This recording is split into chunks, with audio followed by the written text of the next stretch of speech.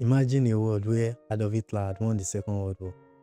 Imagine a world where all his philosophy has become the foundation of modern civilization.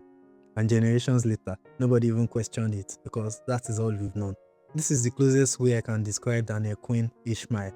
This book is not a novel, it is a philosophical conversation, a kind of conversation that makes you question everything you've previously known.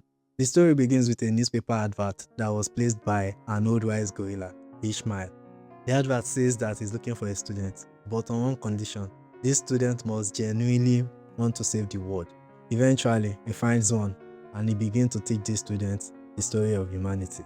But this story that he's teaching the student is not the story we know. It's an entirely different story from the one we're familiar with. According to Ishmael, humanity has developed a savior complex, and the more we try to save the world, the more we destroy it.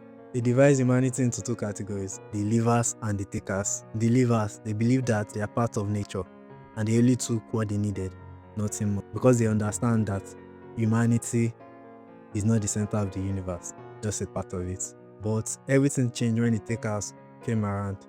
This happened about 10,000 years ago during the agricultural revolution. Humans stopped seeing themselves as mainly part of the universe, but as the center of the universe. They believed that they own the universe. So they started taking everything. They started taking from the universe, taking from animals, taking from the ocean, and eventually from themselves, because they believe that they own everything. One comparison that really stayed with me in this book is that Ishmael compared the world to a giant prison where only few people live comfortably and the rest scramble for crumbs, even though the world has created abundance and enough for everybody.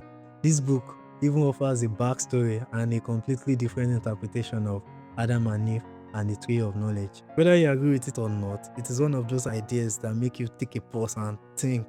I wouldn't lie, this book makes me sigh plenty of time. I keep dropping it and picking up because I agree with some of Ishmael's philosophy and I disagree with some.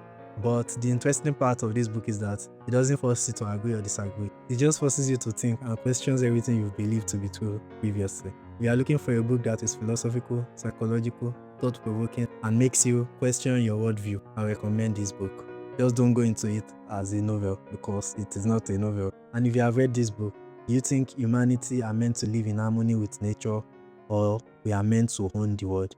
Let me know in the comments.